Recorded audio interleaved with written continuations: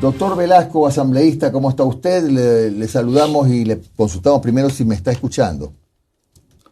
Buenos días, Jimmy. Muchas gracias por la invitación. Le escucho nítido y claro. Muy amable. A ver, asambleísta, mire, hay algunas voces, entre ellas la del secretario de la presidencia, que se han levantado alrededor de, o el abogado de la presidencia, por llamarlo de mejor manera, que se han levantado apuntando a que debería intervenir la Corte Constitucional para hacerle el seguimiento al dictamen de admisibilidad. ¿Usted cree pertinente que la Corte Constitucional intervenga en este proceso que está llevando adelante la Asamblea? Y me refiero al juicio político al presidente Lasso. El 29 de marzo del año en curso, la Corte Constitucional emitió un informe de admisibilidad para que dé trámite al juicio político en contra del presidente de la República y se circunscribe su dictamen a una sola causal, que es el presunto delito de peculado. En base a eso, la Comisión de Fiscalización inició el trámite de acuerdo a lo que dispone la Ley Orgánica de la Función Legislativa, y una vez que hemos pasado las diferentes fases, entregamos el informe al presidente de la Asamblea para que continúe con lo que le obliga y le conmina la Ley Orgánica, que es precisamente eso. Una vez que se socializa el informe, inmediatamente tenía que convocar a todos los asambleístas para continuar o no este trámite del juicio político. Sin embargo, está utilizando otro procedimiento que está diferente al permitido en la ley. Es decir, ya se está violentando un procedimiento debidamente arreglado para los juicios políticos al presidente. Está aplicando otra normativa que no es la adecuada.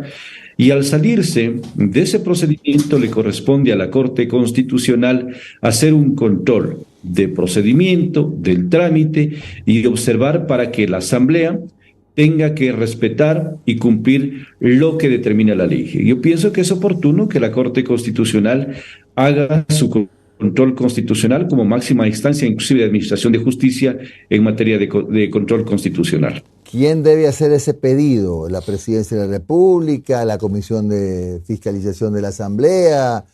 No sé, pero alguien debe formularlo, supongo. Y ya lo ha hecho oportunamente el presidente de la Comisión de Fiscalización, y también conocí por declaraciones de medios de comunicación el día de ayer, el secretario jurídico de la presidencia está solicitando también ese control, toda vez que se siente parte afectada, y es evidente, si el presidente está siendo sometido a un juicio político, lo mínimo que debe garantizarse es seguridad jurídica, garantías del debido proceso. Por lo tanto, ya conocemos que lo han hecho ese pedido formal. ¿Qué efecto jurídico podría tener una intervención de la Corte Constitucional para revisar la admisibilidad, si se ha cumplido lo que dispuso cuando aprobó el juicio político por la causal de peculado? Hay un antecedente que usted lo conoce, Jimmy, y el país lo conocemos todos, que ya se pronunció sobre hechos que salieron al interno del Consejo de Participación Ciudadana y Control Social. Es decir, le compete a la Corte Constitucional hacer que se respete la norma de la Constitución y de la ley. Si se sale una institución, funcionarios públicos de ese marco, lo mínimo que puede hacer es decirles, les llamo a que observen este tipo de procedimientos, que respeten la ley. Caso de no hacerlo, puede pasar lo que sucedió con la destitución de los consejeros. Así es que esas competencias las tiene la Corte. Yo no me voy a permitir sugerir, ni menos insinuar, no es mi competencia, pero el control constitucional está muy clarísimo que lo hace este máximo órgano de control y de justicia constitucional. Puede ser las cosas que he mencionado que se den en su momento. Asambleísta, ¿cómo está? Omar Jaén le saluda. Buenos días, gracias por su tiempo. ¿Cómo está, doctor? Un gusto, Omar. Bueno, buenos días. Doctor, una pregunta. Volviendo al tema de lo que fue la sesión, creo que fue el sábado pasado de la Comisión de Fiscalización. Siempre va a estar el otro sector que dice que Villavicencio cerró abruptamente la sesión y no se permitió mocionar la inclusión de nuevos elementos al informe que ya habían elaborado los asesores de la comisión. ¿Por qué, según su visión, porque usted también defendió la decisión de Fernando Villavicencio, por qué no se permitió que se mocionara eso? El procedimiento parlamentario está para respetarse y no para permitir caprichos de ningún asambleísta. Cuando la ley nos determina que una vez que se termine el informe se lo pone en consideración y el informe tiene que ser elaborado por el equipo técnico asesor de acuerdo al reglamento de comisiones permanentes, no por otra persona ni por otro grupo de personas. Se votó, no se tuvo los votos suficientes para ello, es decir, un informe que no se pudo aprobar, por lo tanto no puede pretender en forma soterrada, disfrazada, pretender incorporar otra moción para proponer otro informe, cuando la ley no lo permite, porque no es que eran observaciones, no eran sugerencias, es otro informe que se pretendió incluir.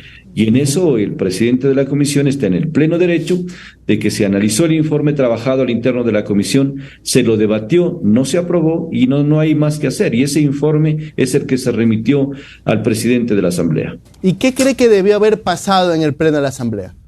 Porque, a ver, su votación fue no. Aquí estoy revisando la lista y usted votó no en la sesión del día martes, creo que fue. La pregunta es, ¿qué debió haber pasado? Era muy sencillo el tema. Que sin violentar el procedimiento que lo hizo el presidente intencionalmente, porque no es la primera vez, ya es reiterativo, no se olvide el pasaje bochornoso que hace días anteriores nos designa a 2 funcionarios de la Unidad Técnica Legislativa para que hagan una veeduría, un seguimiento a la Comisión de Fiscalización. Es decir, los funcionarios subalternos le van a decir que hacer a los asambleístas mismos. Por tanto, desde ahí cometió ilegalidades. Le digo que qué es lo que debía haber hecho. Una vez que entregaba el informe como se lo hizo, ponía en consideración del Pleno, tenían los votos, si no se lo aprobó no importaba, se aprobaba para que continúe el juicio político. Eso era lo legal, lo establecido en el procedimiento, pero sin embargo cambió de forma de hacerlo, pretendió y lo hizo aprobar una moción presentada por la misma asambleísta que firma el juicio político.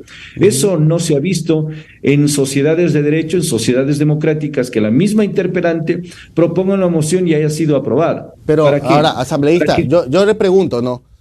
O sea, 2 asesores elaboran un informe en donde dan propuesta A. Y si eso en el pleno de la asamblea, que es el máximo órgano, no es aceptado porque esos 2 lo dicen, así tiene que ser. ¿Por qué? No. ¿Por qué no se... ¿por qué según la visión de gobierno no aplicaba el 142 de la Ley Orgánica de la Función Legislativa? Hay un capítulo exclusivo en la ley orgánica que determina cuál es el trámite del juicio político al presidente. Hay otro capítulo exclusivo que habla del juicio político a los ministros de Estado y otros funcionarios. Y no se puede saltar a otro capítulo, a otros artículos que no aplican para este tema del juicio político. Usted menciona que son 2 funcionarios, los asesores, los que elaboran el informe.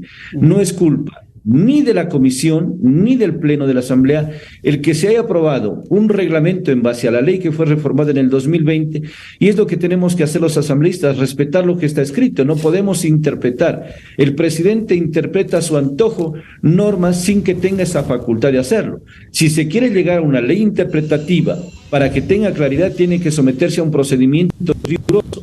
La ley orgánica dice que debe presentarse un proyecto de ley interpretativa. Si no lo hace, es un capricho y un absurdo legal el que hizo el presidente de la Asamblea. Claro, ahora, yo también he escuchado, creo que fue el señor Vanegas o el señor Villavicencio, que dicen que el 142 aplica para otro tipo de procesos de fiscalización, no el juicio político, pero asambleísta, la propia Corte Constitucional, a la cual el doctor Vanegas y Villavicencio les encanta citar, en su párrafo 98, clarito lo dice, y lo cito: finalmente, esta Corte debe recordar a la Asamblea Nacional que este procedimiento de juicio político constituye la mayor expresión del ejercicio de la facultad de fiscalización y control político de la función legislativa. Entonces, la propia Corte Constitucional está uniendo estos 2 temas, por lo cual aplicaba el 142. Y yo creo que usted de cierta forma comparte, doctor, que no es posible que haya una comisión de fiscalización que sea una comisión del archivo. Esa tiene que ser una decisión por parte de la Asamblea. Y está muy bien la reforma, creo que se hizo en el periodo pasado, porque muchos procesos de fiscalización se trababan en la comisión de fiscalización, y como venía fiscalización, enviaba un informe, archivo, y ahí quedaba el tema. Me parece excelente el que usted mencione el numeral 98 del dictamen de admisibilidad de la Corte Constitucional. Lo he reiterado, es muy claro y nos da las luces de lo que tiene que hacerse por parte de la Asamblea.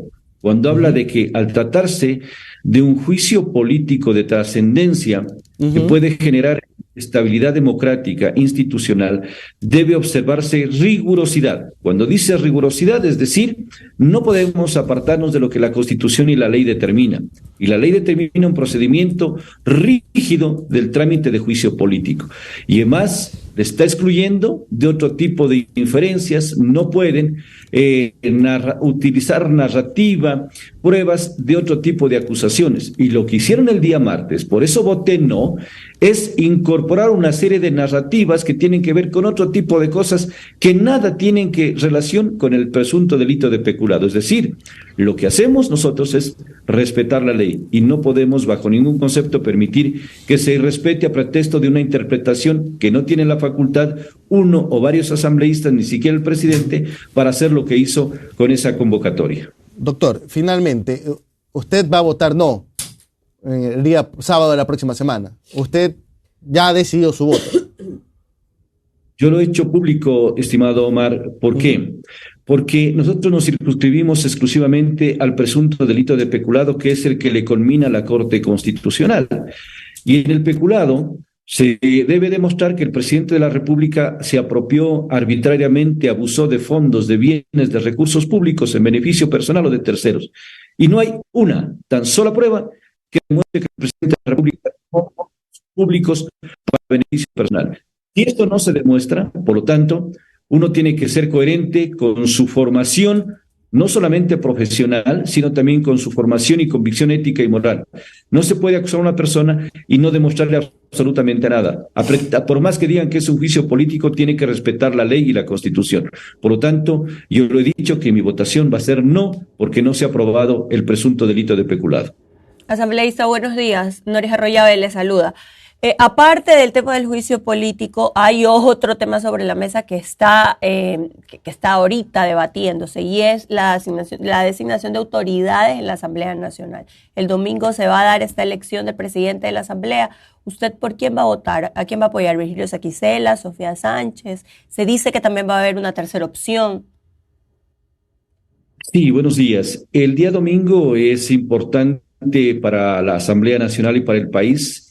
Aspiro por el bien del Ecuador que quienes vayan a dirigir el CAL y las diferentes comisiones vayan con un compromiso de cambiar totalmente el rumbo de la Asamblea para levantar esa imagen desprestigiada de un porcentaje bajísimo que tiene confianza en los asambleístas, que lastimosamente estamos todos inmiscuidos por tratarse de un cuerpo colegiado.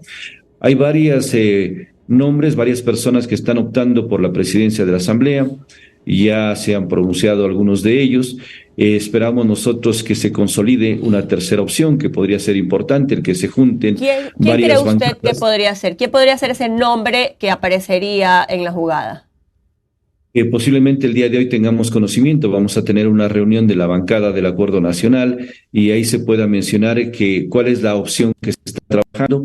Yo pienso que es importante que se den voluntades y en eso se está intentando. Aspiro que se consolide, así es que posiblemente hoy mismo salga alguna noticia sobre esa inquietud.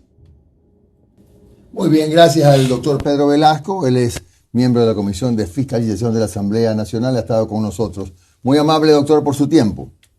A usted, Jimmy, muchas gracias y un excelente fin de semana.